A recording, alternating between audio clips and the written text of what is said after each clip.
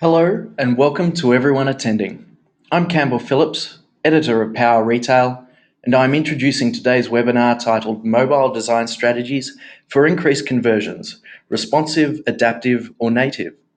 This webinar aims to deal with the questions involved in going mobile. What's the best approach and how will each method affect a retailer's ability to convert? Joining us to present this topic is Anthony Payne, Director of Global Product Marketing at Netbiscuits. Anthony is joining us all the way from the UK, I believe, so please be patient if there are any minor delays in this audiovisual presentation. Before Anthony begins, I would just like to highlight the fact that you are able to pose questions in the corresponding field of your GoToWebinar control panel, which I will collate and raise at the conclusion of the presentation. Also, if you need to exit the webinar early for any reason, rest assured we are recording it and this will be made available via Power Retail by tomorrow afternoon at the latest. And now I would like to welcome and hand over to Anthony to begin his presentation.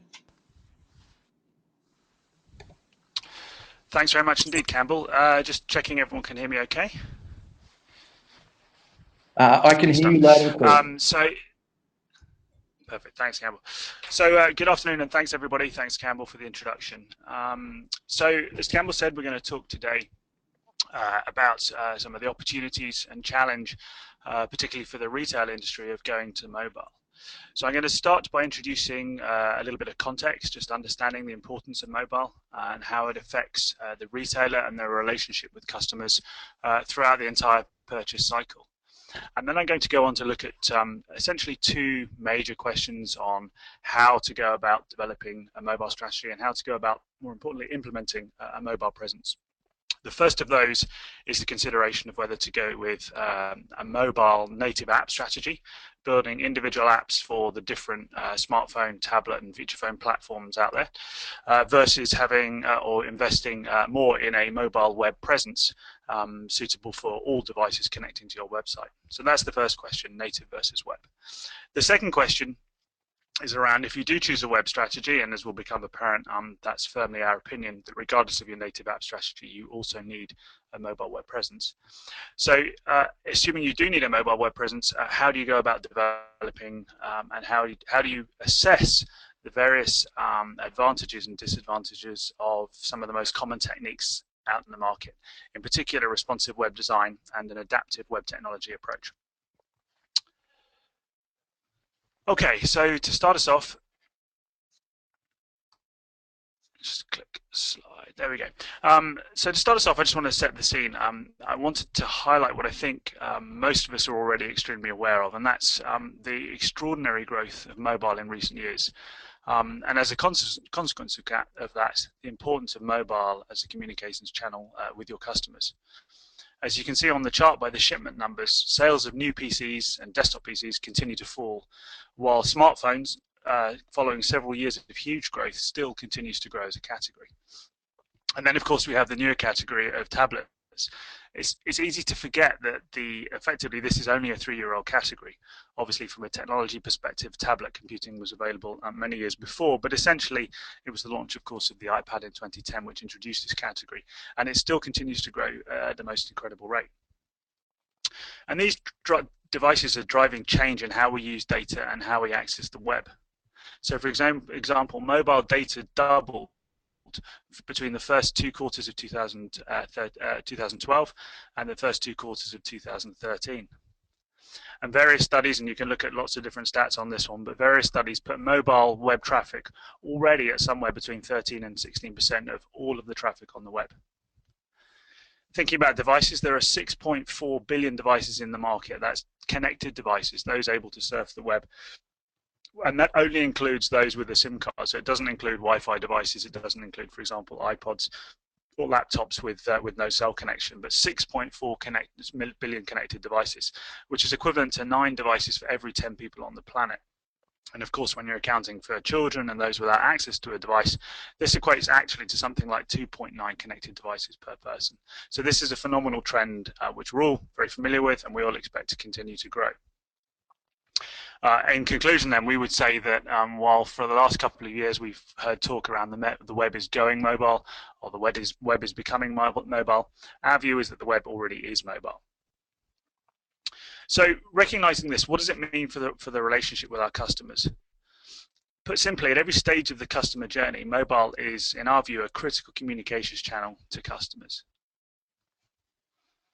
Now, this is a pretty simple and generic diagram of a typical relationship flow. There are much more complex and involved views of a typical customer life cycle, but just trying to put it in perspective from a mobile perspective, and thinking about how, from the start, how a potential customer discovers your brand through their evaluation of the products you offer, to consideration of the product in comparison with competitors, right through to a purchase. And also critically, immediately after that purchase, where in this day and age, everybody tells everybody else something they bought, whether it's toothpaste or a new car. And then through to the after-sales experience. Whether it might be a service offering that forms part of that purchase, like the delivery of a product or the installation or help desk services, let's say, or something broader, like simply a loyalty program where you as a merchant or as a vendor have continued to have a relationship with that customer. At every stage of that relationship, mobile is extremely important.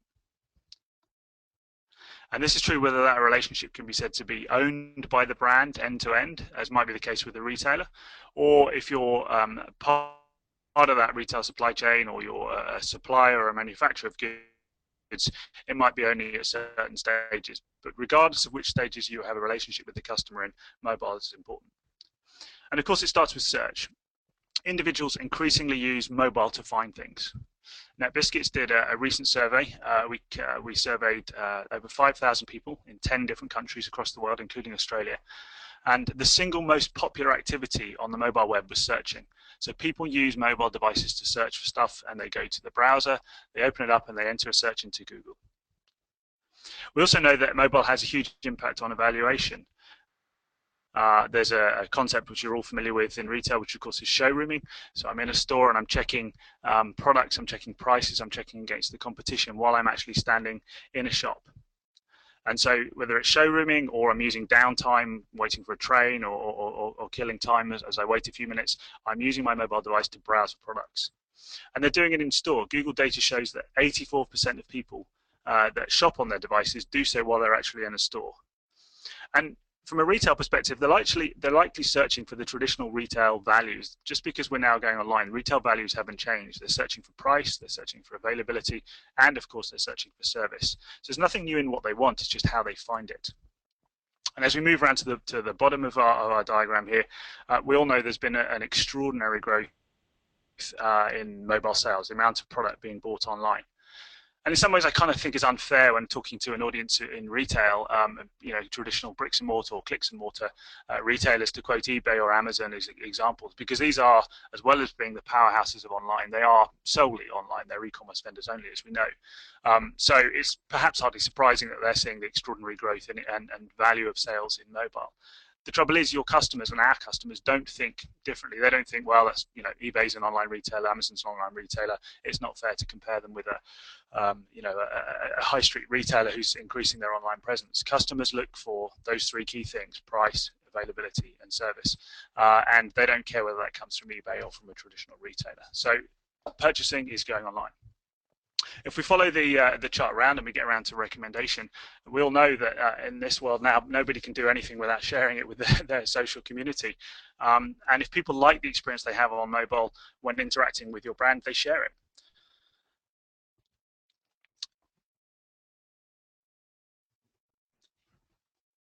So mobile is growing, and that growth is set to continue.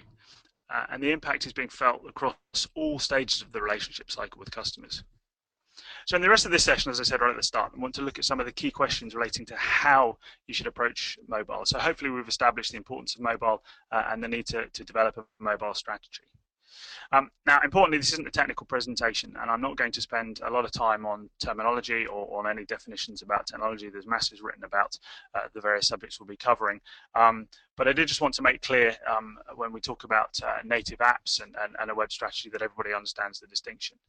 So when I talk about a native app, what I'm talking about here is a mobile app built for a particular device operating system. So, for example, built for iOS to run on Apple devices, for a an app built in Android, in Windows Phone, in BlackBerry, in any of the mobile operating systems out there. There are, of course, alternative ways to build, so you can build once and run on multiple different devices, quite commonly known as hybrid or wrapper solutions. So you have a native app experience which customers can use on multiple devices. The point here is these are apps that run on those devices while they rely on a connection to a server to update content, whether it's a weather app or download music, for example. They are running natively on the device in question. This is in contrast to a web experience, which, as you're all familiar with in the desktop web, is effectively a web server serving content out to devices where the only thing running on the device is a browser, and it's a very small amount of content. Very little is actually residing on that browser, and the customer is relying on a connection to the internet in order to enjoy that experience. So hopefully that's clear for everybody from a definitions perspective. So in that same survey that I referred to earlier, we asked the participants about certain very popular activities and which they preferred to do on a website via mobile or which they preferred to do via an app, as just described. So we asked them which they preferred, and what this shows is some clear preferences, and that there is absolutely a place for mobile apps. But what it also showed was that for activities relating to how I find and buy things, the web is clearly the preferred method. And I think if we think about this in our own terms, it's probably pretty obvious. If we think about social networking, I might have a relationship with at most 4 or 5 social networks. I don't go searching for a new one every day. I might try one very occasionally. I have my favorites. I have a close brand relationship with those social networks, and I'm prepared to invest that additional time to download an app, get familiar with it, learn the capabilities of the app, and use it. And I think you could say the same about music. I don't need multiple music players. I might have 1 or 2. And I probably don't need that many sources of music either, although obviously there's plenty of competition for buying and sharing of music. But the point is I develop my preferences, I establish my brand relationship, and I'm prepared to make that investment in an app, download that app to my device, and then use it on an ongoing basis. And from a gaming perspective, I think in part this is actually due to the games manufacturers, the device manufacturers, who generally favor native apps in order to give the best possible experience to the customer. Even now, and certainly until very recently, delivering a great gaming experience via a web connection was tricky. To use some of the cool features of mobile devices, you really need to be building native. And so a consequence of that is I think individuals are accustomed to and used to downloading native apps for gaming. But then if we look at the shopping and search categories, and you can see from this chart that there's a clear preference for using the web rather than native apps. So in summary, people still expect to search and discover most things on the web. We also need to think about some of the techniques we use and the impact it has on the customer's experience of our site. Another of the questions we asked during this survey was, have you ever been presented with an option to download an app? So you click on a URL, you go to the website, and before you've ever even done what you wanted to do, a question pops up and says, hey, I see you're using an iPhone, would you like to download our app? And 3/4 of respondents had that experience. Now, it's clear from the chart on the left that plenty of customers do respond positively to that. They do say, yeah, I'll download the app and go use it. But what's striking from this, I think, is that 50% of them only sometimes do it, and 1 in 5 visitors to your sites simply never take the option to download that app. So while we're saying that having an app strategy or having a native app strategy makes a lot of sense, and in certain sectors makes particular sense, what we would also say is take account of those customers that don't want to invest that additional time. And if you think about someone who's searching for something, they find your website through a Google or a Bing search or what have you, click on a link, go through to your website, they might only be looking for one small snippet of information. Do you have this product in stock? What price is it? What's your returns policy? What do other customers think about the service you provide? And so popping up an information, a window saying, would you like to download that app, actually slows down that process considerably. Even if they say yes, they then have to change to the App Store, download the app, probably accept it from a permissions perspective, open the app, then learn some whole new navigation. And the chances are, unless you've built an extraordinarily sophisticated app, they'll have to initiate that whole search over again in your app, or follow some navigation, which no matter how intuitive you make it, is going to be a longer cycle than just having provided that information to the customer in the first place when they first clicked on your app.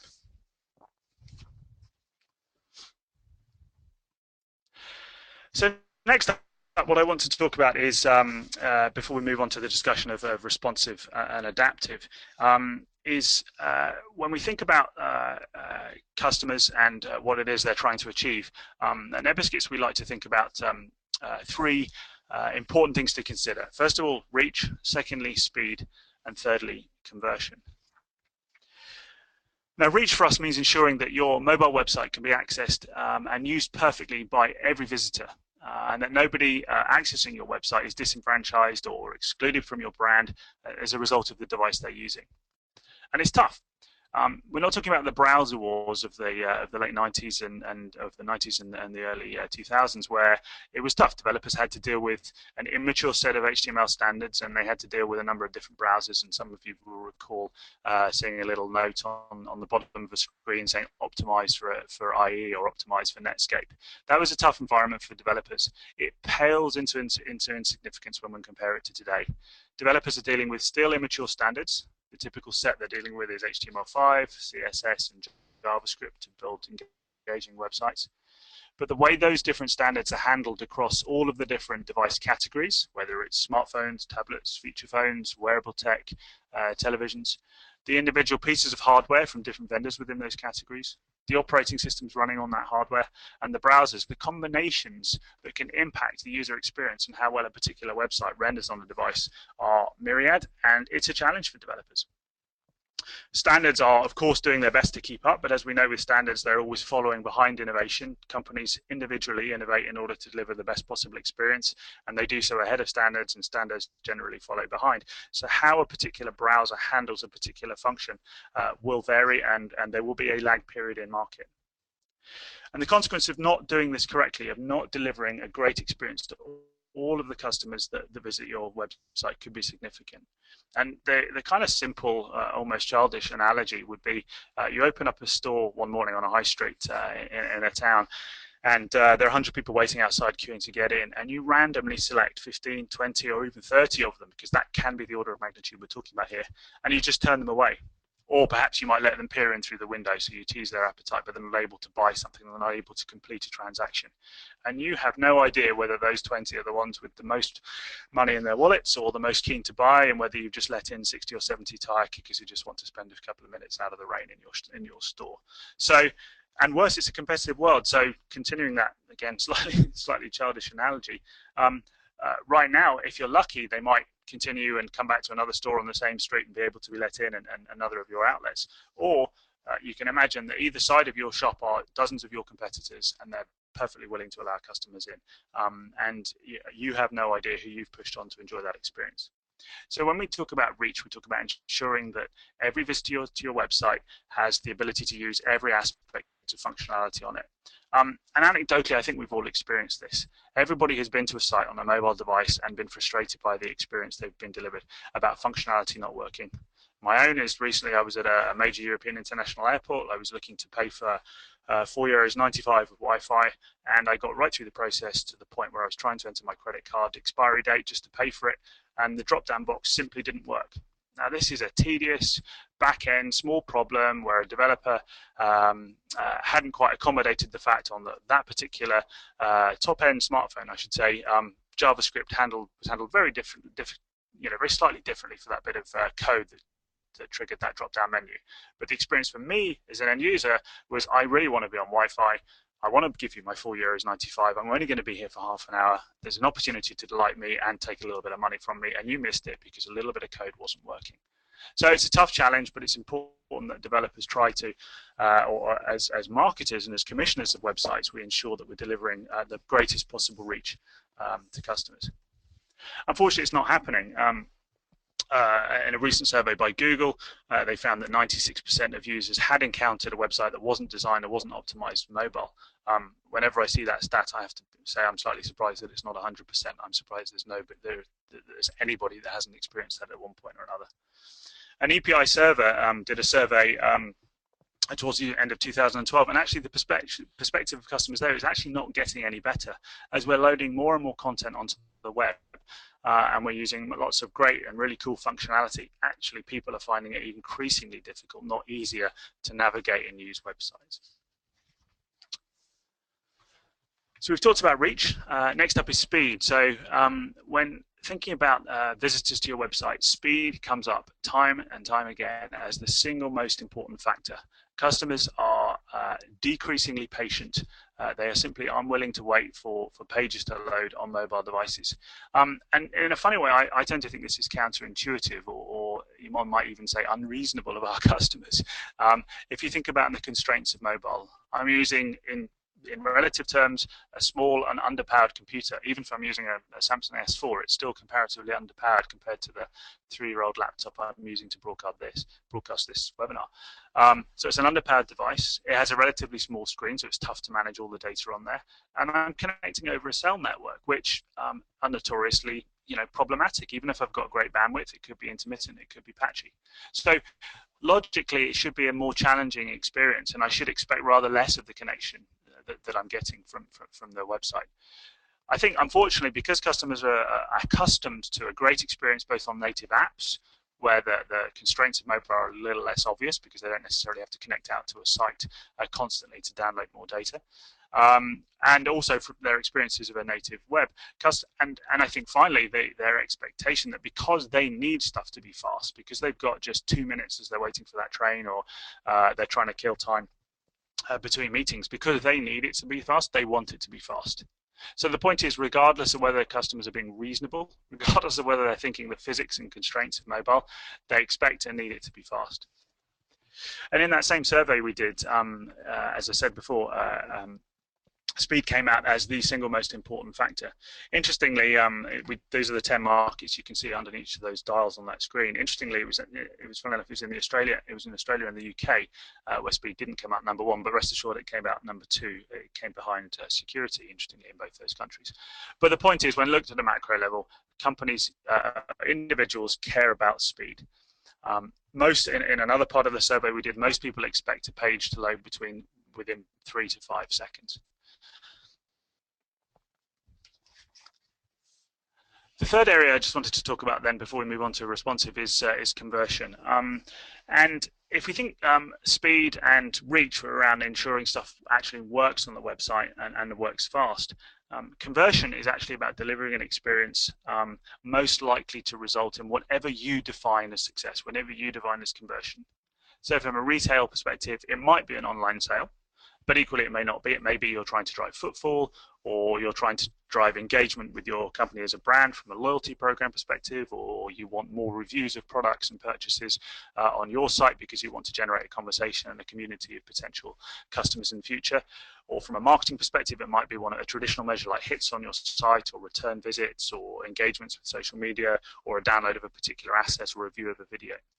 The point is, whatever it is that you're trying to drive from a conversion perspective, you need to have an optimized and targeted experience. And we think that the best way to do that is to take advantage of information readily available to developers as they're building that site, to do segmentation and targeting of content to developers when they reach your site. And I'll talk about this in a little while. The point is, this matters. Customers will vote with their feet. In that same survey, customers said, or 70% of users said, they will abandon sites if they're not optimized for mobile. So they're simply not going to be patient enough to wait for you. We'll come back to information on conversion a little bit later on. So if we just take a moment now to just have a little think about the retail segment and the mobile experience in retail. I actually think retail was probably one of the earliest segments to jump on board with mobile. I don't know whether that was driven by fear of the Amazons and eBays of the world, or a desire to open up what looked at first glance like a nice opportunity to have a low-cost, high-margin new channel to customers. I'm sure many of us would argue that's not turned out to be the case. But whatever the case, in general, a lot of retailers are actually now kind of a replatforming or a version 2 stage of their mobile opportunities. And the learnings from the first generation of mobile web, particularly in retail, have been a little painful in cases. A lot of times the mobile presence came out as a second and separate site from a desktop presence. It might even have had a separate CMS or e-commerce system running it, a different user experience, completely disconnected from the desktop experience. And maintaining multiple sites is, of course, expensive. They may have selected technology that enable them to get to market very quickly, which is terrific. But as a consequence, change cycles, being able to change content, add new products, change look and feel, and importantly, optimize that user journey to get the best conversion rates, whether it's sales or some other measure. Those change cycles are too long and too limiting. I alluded to it above, but the inconsistent experience across mobile and desktop sites is increasingly a problem. Customers expect when they visit you on a mobile device or on a desktop device, or they walk into your store, a consistent brand experience. They want to see the same products, the same pricing information, and they want to feel like they're talking to the same organization. And rebranding exercises on multiple sites is expensive and difficult and frequently doesn't happen, and quite often the mobile experience is kind of a poor relation, because as a simple revenue channel, it's generally a little bit smaller or a lot smaller than the desktop presence. So there's an inconsistent experience and content experience for customers across different properties. And also, frankly, and this talks to the speed and reach points I was making earlier, on too many devices, that experience has often been poor for customers. It's difficult to provide an experience that works perfectly on every device. And so a lot of customers will have used your mobile websites and had an experience that they didn't like and not come back. So don't get me wrong, I'm not berating the industry for a second. I think it's done a terrific job of jumping on board from a mobile perspective. But as with every technology cycle, I think we're getting to the point of replatforming for a lot of companies, not everybody by any stretch. And some of the learnings from the first generation are important. Often when we talk to customers, one of the things that comes up, and I think it comes out of those learning, is this need to get to what you might call a one-web solution. And OneWeb seems to represent a great solution to a lot of those issues. I can have a single backend, a single CMS, or in the retail case, a single e-commerce application. On this diagram, that would be represented at the bottom there by the data tier and business logic tier. But I can have a single backend and then have therefore a single content strategy and present that same presence to my customers, and that addresses a number of the issues on the previous slide. I don't have multiple sites. Change cycles are shorter because I'm able to make a change in one place and it applies in multiple. Content and that experience is consistent across multiple sites. So OneWeb appears to be a great solution, and responsive design, which we'll come on to in a moment, appears to offer a great way to address that. At Netbiscuits, we are absolutely firmly of the opinion that OneWeb makes total sense. There is really no reason, setting aside all the usual constraints of IT and change cycles, and no one expects everyone to just throw everything away and start from scratch. But in terms of a goal, there is absolutely no reason in our view not to head towards a single environment, a simple web application. Whether having a single e-commerce layer where your content and product managers, your brand managers are able to serve up content and have that same information, same price, same product information available across all device types. However, and this is perhaps a little bit more contentious, we are strongly also of the opinion that you need to understand the differences between the types of device connecting to your website, and you need to be able to accommodate those. Somebody connecting on a 2.25-inch feature phone screen is not going to have the same experience, and is possibly not going to have the same requirements, although we'll come back to that in a second, as someone connecting on a tablet device. And certainly when one thinks about newer experiences like providing web access on a television, instead of a device being 8 or 10 inches away from your face, it's now going to be 12 feet across the room. I'm also going to be spending a lot more time there. It's by definition stationary. Most people don't carry a 30-inch plasma screen around with them, whereas a tablet could either be stationary or mobile. The point is, those different types of device represent different needs from a customer's perspective and different experiences. And screen size is one of them, but it's by no means all, and we'll come back to that in due course. So let's have a look then at responsive design and talk a little bit about adaptive web technology as we go. So, as I said at the start, this is not a definitions and a technical presentation, and there is mountains of information on the web about responsive web design. Unquestionably the hottest topic in mobile web right now, and increasingly, and in our view rightly so, becoming the default option for building new websites, particularly when mobile is needed. Just from a definitions perspective, just so everyone is comfortable that we're talking about the same thing, responsive web design is a methodology for building sites. It's based on fluid grids, where layouts and elements can adjust in percentage terms. So in other words, a particular layout will shrink in percentage terms based on the size of screen that it's being delivered to. It's based on adjustable, or the same principle with images. So I can have a large image that will look great on an iPad, and it will shrink down to the appropriate size for a 3-inch smartphone screen, for example, and fit in the container that's designed for it on the screen. And then CSS3 media queries. So in other words, I kind of like to look at this in a very, again, another sort of rather simple analogy, which is when the device arrives, or not an analogy, a description, when the page is served up to the device, when it gets there, it asks a bunch of questions of that device, and based on the responses of those questions, it decides what layout and to some extent what content to present, and what functionality to some extent to present to the user on that device. The point is, when a customer connects to a website built using responsive design, the website doesn't know anything about them, and so it serves up the entire experience back to that device, and then when the content arrives at that device, it starts to figure out how best to present that. It's an extremely elegant methodology, and it makes an absolute ton of sense, and it is unquestionably the right way to go about building sites. The trouble is, it does also bring some challenges with it, and so this is where we start to talk about how there are some additional tools and how an adaptive web experience can make the responsive web experience work better for customers. As we talked at the start, speed is extremely important. Customers expect mobile websites to load in under 3 seconds, and according to the survey you see on the screen, almost 3/4 say they'll leave after 5 seconds. And even sites built, now granted Boston Globe, which is generally held up as kind of the poster child of responsive web design, but in fairness to them, was now built more than 2 years ago in responsive web design, and the techniques have moved on considerably since then. But even so, the leading sites are not necessarily delivering that experience, and part of the problem we've got is images. Increasingly, we want to provide a rich media experience to customers. We want to show them really beautiful large images, whether it's product information, whether it's lifestyle imagery. Increasingly, pictures are required, and of course, video content, rich media content is increasingly popular as well. But what this slide rather shows is that the same image delivered and it'll to look beautiful on a large screen or on a retina display or a large laptop screen will be huge. The one you can see in the bottom on the left half of the screen there is almost a megabyte in size. If you're a retailer wanting to put 4, 5, 6, 10, 12 images on your homepage, even if you use techniques like progressive enhancement or loading images more slowly, you're talking potentially about sending a 10 meg page down to a mobile device, which is ludicrous. No matter how good connection you've got and whether how good the smartphone device is or the tablet device is, it'll just take too long to load. In some cases, your customers will wait. In too often, they simply won't. So we need to think about techniques in order to address this, because right now what happens is that same image is sent to every device, and it shrinks then down once it arrives at the device. The trouble is, it's taken the time to deliver it.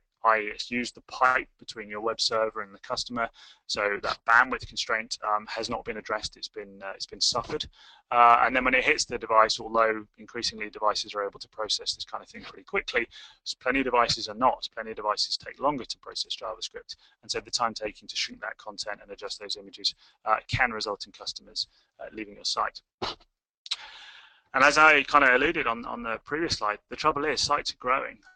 So over the last 18 months or so, there's been a 16% increase in page size. And from a marketer's perspective, that's great, right? We want to deliver more content to customers. We want to give them a richer experience. But the trouble is it does have some very real issues, which we've talked about on speed. And so we need to think about ways to address it. And this is the other driver, and as a marketer myself, I know what I know what I'm accusing people of. We want more cool stuff on our websites. So we did a survey, a much smaller survey, which we haven't published, but to get an idea of what people are trying to achieve on their sites. And the overwhelming response there is they want to do more stuff. They want social media integration. They want to provide video content. They want to provide different features for different devices. They want location, they want audio, they want gesture control. They're starting to think about more advanced capabilities like near-field communication. So marketers are looking at this amazing channel, this increasingly personalized channel to individual customers, and they're wanting to provide more functionality. But all of that will have an impact on those three things I talked about at the start. Reach, making all that stuff work on every single device. Speed, getting all that content down to the device quickly enough that the user will hang around to use it. And conversion, you want to be able to give that experience, make that experience work well enough to drive the conversion targets that you're after.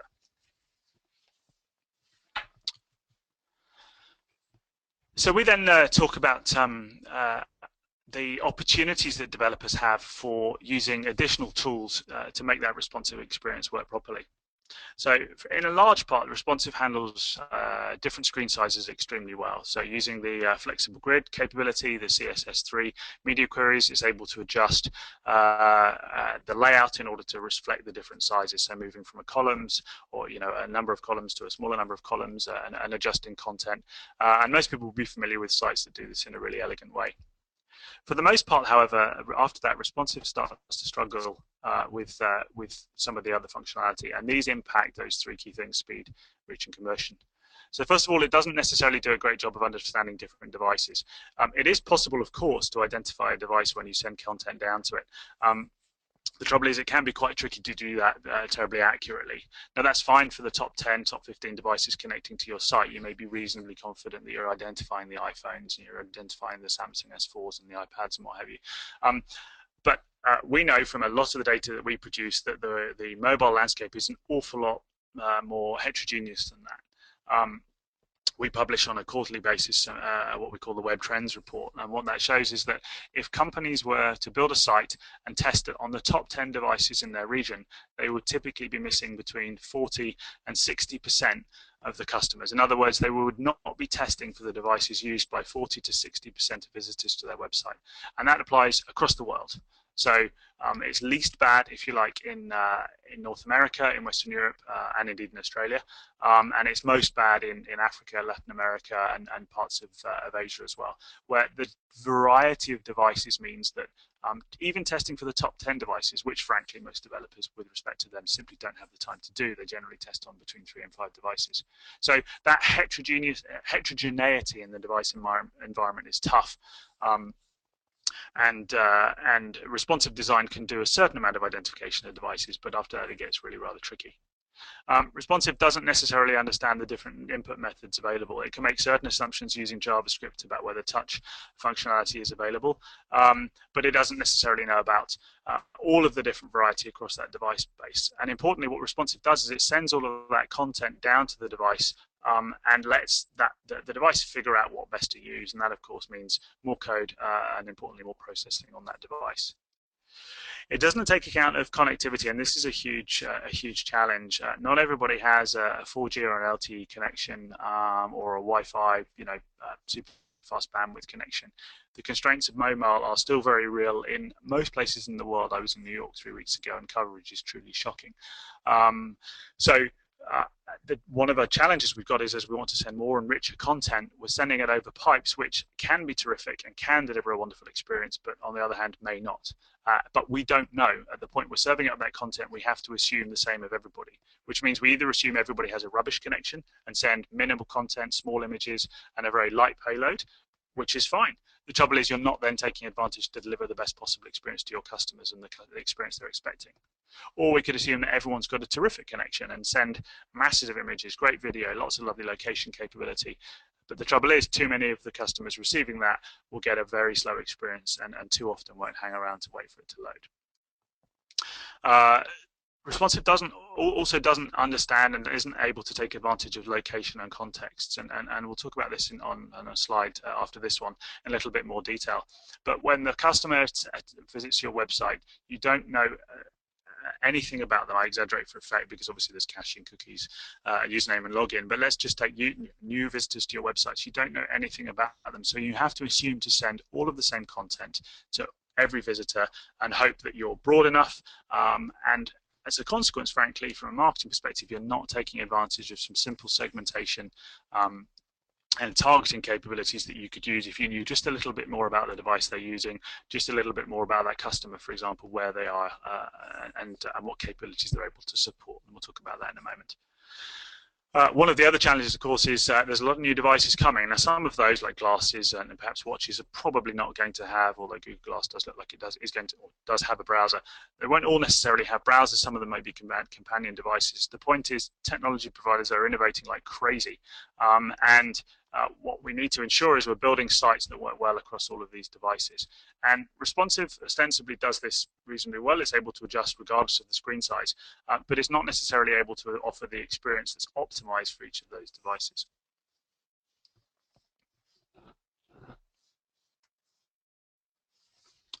So I talked a little bit about context, and I wanted to just give a little example of this. So one of the things that's possible with an adaptive approach is that, or rather I should say before I get into this, an adaptive approach is based on server-side recognition of devices as they connect to your site. So essentially, a customer device connects to your website.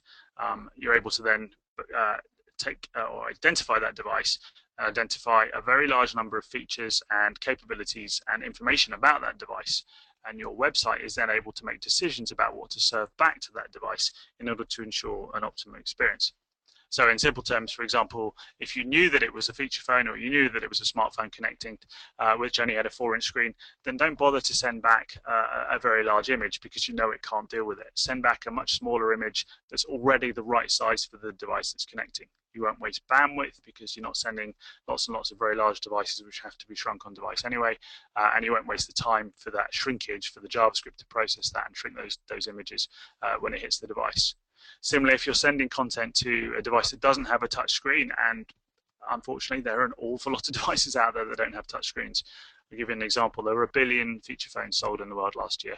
1 in 3 new device purchases in North America, one of the most advanced markets, was still a feature phone. Some of which, in fairness, do have touch screens, but an awful lot of which, most of which do not.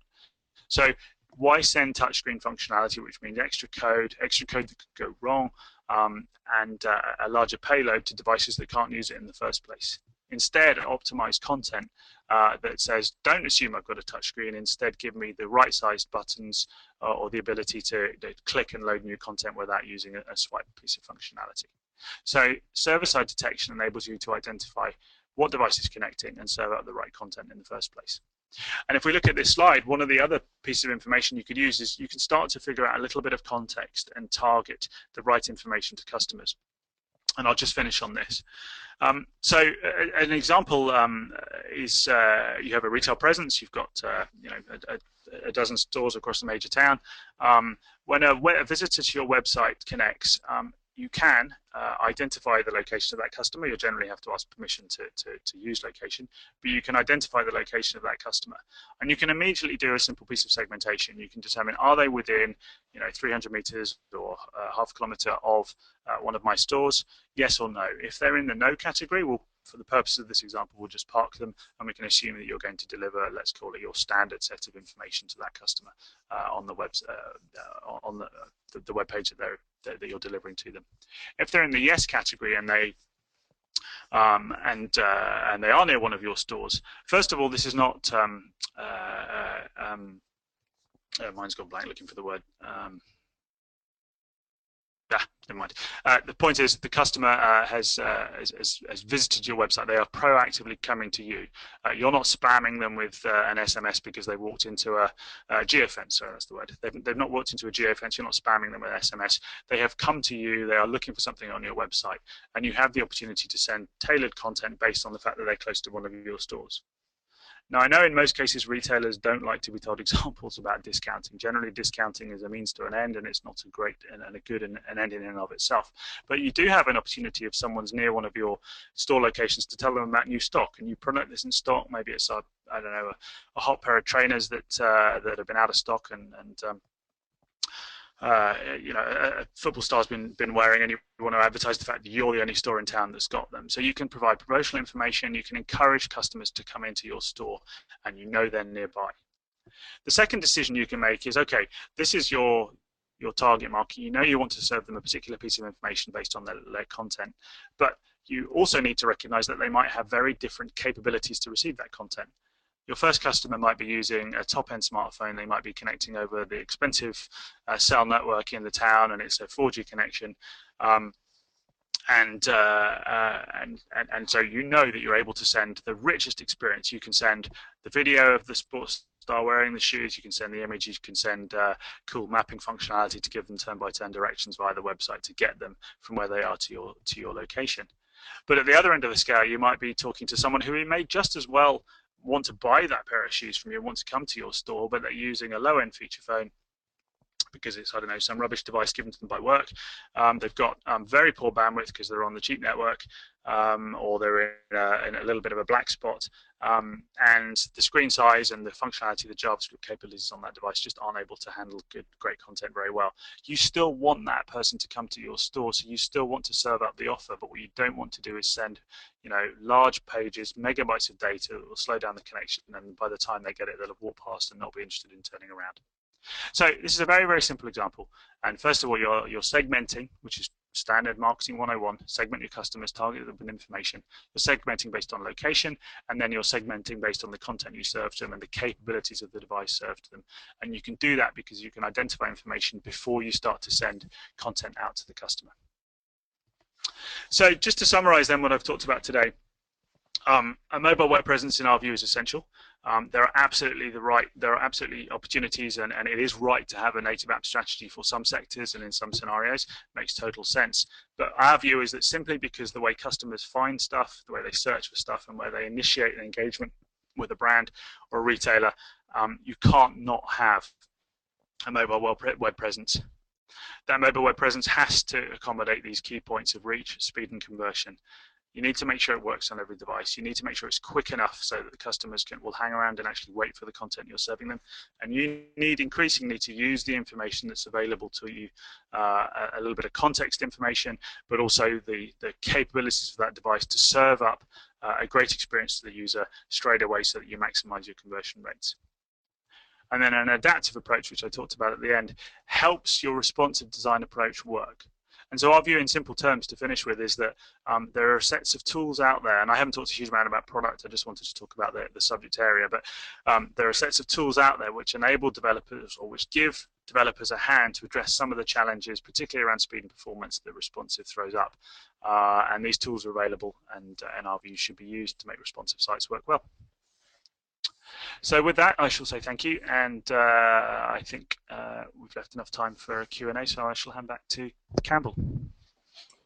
Excellent. Well, thank you, Anthony. That was a very comprehensive look at responsive versus native and adaptive technology or development for mobile. We have had a few questions, but before I launch into those, there were a few people that just let me know that there are a couple of sound issues along the way. I just want to reiterate that we have recorded this webinar and it will be made available to everyone on the morrow. I'll be sending out an email with a link so that you won't miss it. So no fear there. Feel free to shoot through any last minute questions now, but I'll start asking the ones that have already come through to you, Anthony. Keep you on your toes. The first few are a little bit technical. On the topic of serving images for various screen sizes, Jason asked, can't you use media queries to load different images in a responsive design framework to get around the issue of image size? Yeah, absolutely you can. I think the broad, and there are, it's kind of the number one issue in responsive from the developer community right now is to how to accommodate this. And there are various capabilities coming out, and I'll confess immediately I'm not a developer, I'm not uber technical. I think what they all generally suffer with, unless you have some kind of on-the-fly conversion service that happens on the server side, or you have some kind of repository where you store multiple copies of the same image in different sizes, you will always have this challenge that if you want to serve a great image to the best device, to give your iPad user or your desktop user or your TV user really beautiful large images, you have to send the large images down to everybody, unless you segment, unless you develop multiple sites or multiple presentation views, which is what we would argue, so that you can beforehand say, well, this is a small screen, so I'm only going to send the small image. So there are definitely movements to try and address this issue. I think but this fundamental, you're going to use up bandwidth sending big files. If you're not careful, remains the problem. There are techniques around it. You can load only the top one or two images at the top of the page, and then as the customer's viewing those, load more behind. So there are ways around it, but that fundamental issue still exists. And our view, honestly, is that there are available services, there are available image repository, image conversion services out there that will make this life much easier today for developers. And so why not use them? And if someone figures out a way to overcome this issue in due course, fantastic, switch to it if necessary. But why not use these capabilities today because they exist? Fantastic. And I believe that also took care of Vimal's question, which was also on the subject of image delivery with adaptive design. He was confirming the thought that you have the ability, therefore, to not send down the very large, heavy images to everyone, that you can render a site with minimal images for a much smaller screen with adaptive technology. That sounds correct to you, Anthony? It does to me, yeah. Okay, fantastic. And we need a clarification as well from Adam. Adam's asking, can you clarify that difference between adaptive and responsive? What would be your elevator pitch there? Yeah, no, it's fair. And actually, honestly, as I got to that point in the deck, I thought I could have done with a slide here. So my apologies. So the simple difference is, from my mind, is adaptive involves some element of server-side recognition. In other words, responsive says device connects to server, here's the content, send it back to the device, and then the code figures out what to do with that, how to present that information to the customer on device. And every single user visiting your site gets that same packet of code, that same bunch of code sent down to them. With adaptive, user connects to your server. There's some recognition of that device. I know that this is an iPhone 5 running version 6.1 of iOS. I know it's in landscape mode, although to be honest with you, that's not a big deal. But I know it's connecting over a poor bandwidth connection, equivalent to a 2G connection. I know the user's GPS location capability is switched off. And I know that this particular device handles JavaScript quite well. Using all those pieces of information, I can then say, okay, don't send location information because his GPS radio is switched off, or at least ask the question whether he's interested in using it. Because it's an iPhone 5, it's got a certain size screen, don't send the big images. Because he's connecting over a rubbish connection, even though he's got a device that could handle a 4G connection, he's not. Therefore, think about ways to stagger the content you're sending down to them. Maybe don't send the video immediately, offer that as a separate link so that the customer can choose to use it. The point is, you're identifying the device and its attributes before you start to send content down, and therefore I kind of view it as a marketer does, that you're segmenting your user based on what you know about them, and then you're sending the targeted experience down to them. So hopefully that makes sense. It's all about server-side recognition. That's the distinction for me. Fantastic. And I guess that leads Does into that make the sense? next question from Alec. And Alec asks if this particular technology, adaptive design, requires a particular service structure or a website build. His concern being that obviously he's got a certain level of technology he's already built up to provide a certain offering via the web. How could he then go to adaptive? Does it need a complete reconfiguration? Absolutely not. So I've been at pains to try not to talk about our product set, but this one kind of leads me to, so I'm going to have to. But the way we offer that server-side recognition is through an API layer. So very simply, your website, as soon as it gets a connection from a device, it uses an API call to call out to the server and say, hey, I've had a connection from this device, this identifier, and we use the user agent string, but not only, we do use some other capabilities to identify a bit more. Tell me everything you know. We then respond with kind of, if you like, the answer to hundreds of questions, although that can, of course, be filtered, so you take out a lot of the noise that's irrelevant to you. And then that information comes back to your web server. Your web server then makes the decision, okay, I now know more about user X that's connected to my site, make a decision on what to serve or how to serve it. So the short answer is no, and it can be used with, you don't have to make changes, whether it's written in .NET or PHP or Java, whether it's you're using a development framework like jQuery or Sencha, it doesn't matter because it's an API call out to that source of information to help you make better decisions. Hopefully that makes sense. Certainly does, and it's prompted another question from Alec, and this one just following down the logical chain, I suppose. You may have answered it as well. It's a question of cost. Do you tailor your offering for enterprise level websites only, or are you able to cater for the spectrum? Obviously, questions related to price and that probably best taken offline. But broadly speaking, we focus on enterprise customers. Certainly, certainly. Now, at this stage, there's no other questions left from the audience, but feel free to shoot them through. I should double check if I had any other questions myself. Oh, there were some statistics you presented right at the start, Anthony. Just whilst we've got another 5 minutes, I may as well get this off my chest. You showed that there was a preference bias that exists for specific platforms or modes of delivery depending on the activity. So you had shopping versus gaming and search and these things.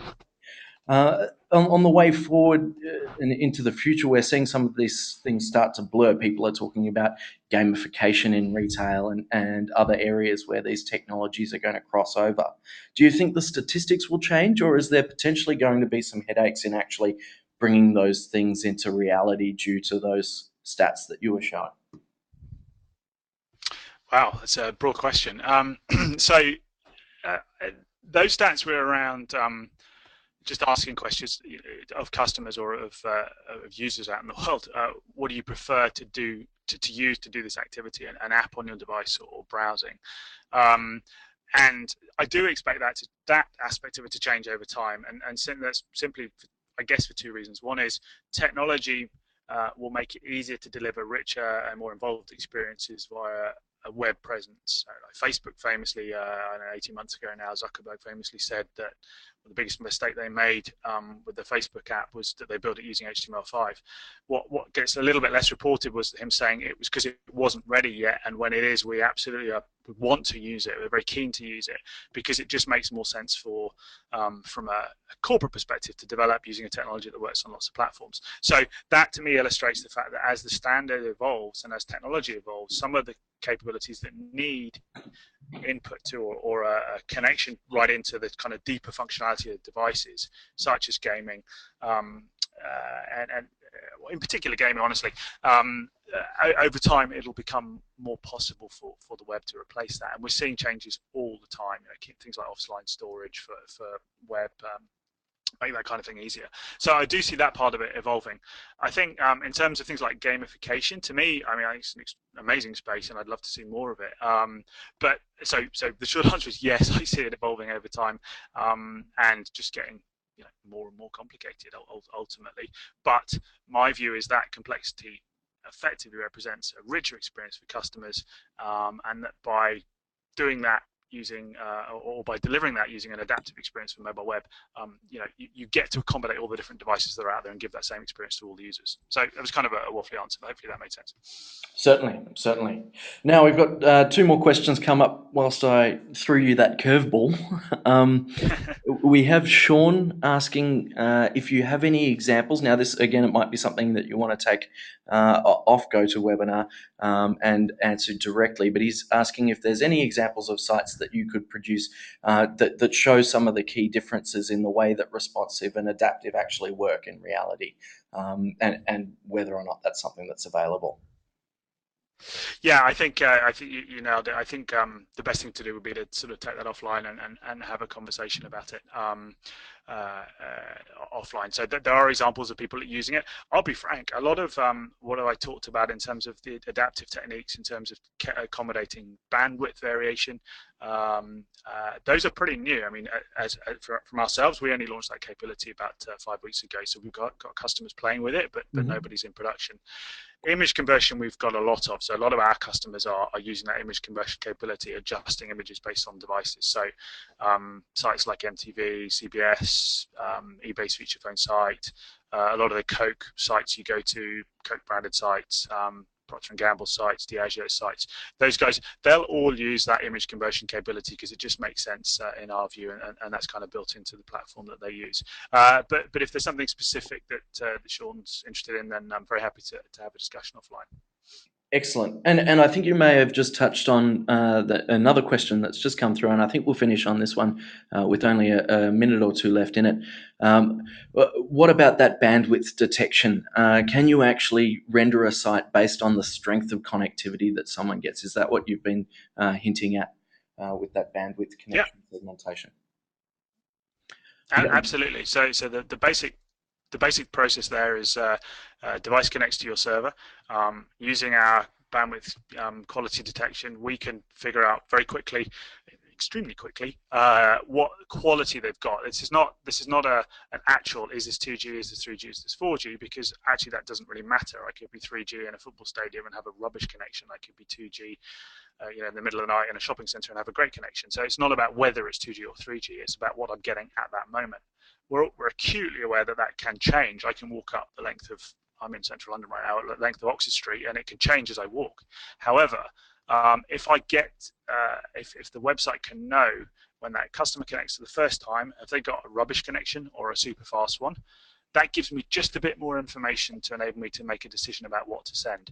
I still might be wrong by the time the page loads, because it can change that quickly, but that's a much better scenario than just assuming everyone's got a poor connection or assuming everyone's got a great connection. So yeah, the short answer is yes, you can use our service to identify the quality of that connection for every device connecting to your service, and then using that information, you make a decision about what to serve. And that's the piece, as I said, it's launched recently. We've got some customers playing with it, but no one's in production right now. We're actually going to be launching on our own website fairly soon. Absolutely fantastic. Well, thank you very much, Anthony, and to everyone else. As I say, the webinar link and recording will be made available. I'll include Anthony's details there so that you can contact him directly with any further questions as well, and keep the conversation going. To everyone, have a great afternoon.